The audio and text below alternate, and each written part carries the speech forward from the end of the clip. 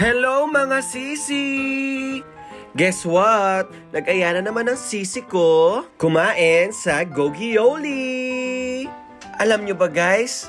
New hottest place in town. This is the unlimited authentic Korean barbecue restaurant. Tsaka guys, tignan nyo yung interior design nila. Hindi to madilim. It's adapted from people's favorite K-drama movies or series. My God! Sobrang ganda! Kaya naman pala gustong-gusto ng sisi ko pumunta rito.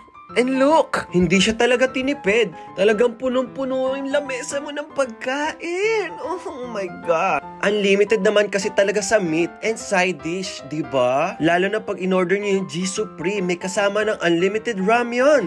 Meron din silang egg souffle. Meron din silang kimbap and salmon crunchy roll. Meron din tuna and salmon sashimi with fresh shrimp. Oh my God, tempura. Gusto to ng anak ko. Meron din pala silang kimchi fried rice. And spicy chicken wings. Siyempre, hindi magpapauli ang unlimited ramyun. Refillable soup pala siya and assorted bowls. Ayan na nga, kumain na nga yung anak ko ng meat. Pero sabi ng mami niya, hindi ganyan. Ganto dapat ang paglagay. May lettuce, may cheese yung meat. Sasamahan mo pa ng konting samjang. Na-amaze kay mami, kaya shrimp na lang yung kinain niya. Siyempre, hindi tayo magpapauli. Una kong tinikman is yung kimchi fried rice na may kasamang meat with cheese. So sabi ni Sisi, eto favorite mo chicken. Kaya binigay niya sa akin. Tignan niyo yung chicken, no? Sobrang ma-flavor. Tapos no, tinikman ko na rin yung kimbap nila. Masarap din yung inoki beef roll nila, lalo na pag nilagay sa unlimited cheese nila. Sarap! In-slow mo ko pa yan, ha? Siyempre, titikman ko rin yan, guys. Gabi, ang sarap talaga. Ang sarap din ng cheese nila, ha? Kita nyo, nai-slow mo pag sinasawsaw namin yung mga meat.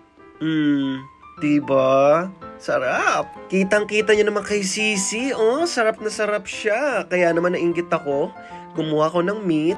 I put it in the lettuce. Sinalpak sa bunganga ko. Sarap! Nabigla ako doon. Hindi rin pala tinantanan ng anak ko yung egg souffle. Sa sobrang kagustuhan niyang kumain, hindi niya na napansin na mainit talaga.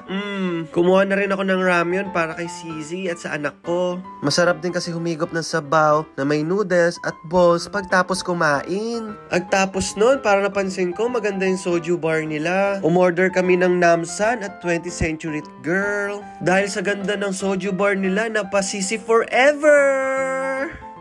Ito nga pala yung namsan nila. Tapos ito naman yung 20th Century Girl. Siyempre yung anak ko hindi magpapatalo. Tatambay din siya sa soju bar. Sobrang busog, humilata na. Ito naman yung freebies nila sa G Supreme. Meron kang one-time serving of G ice cream. Ang sarap. Si Sisi nauna na tumikim. Ayun kinikilig-kilig pa. Tapos pinatikim din sa akin ni Sisi para ma-experience ko din. After nyo kumain, pwede rin kayo magstay doon sa sofa nila, mag-picture-picture, ganun. Family bonding picture, father and daughter at family picture. Hanggang dito na lang guys, itry nyo!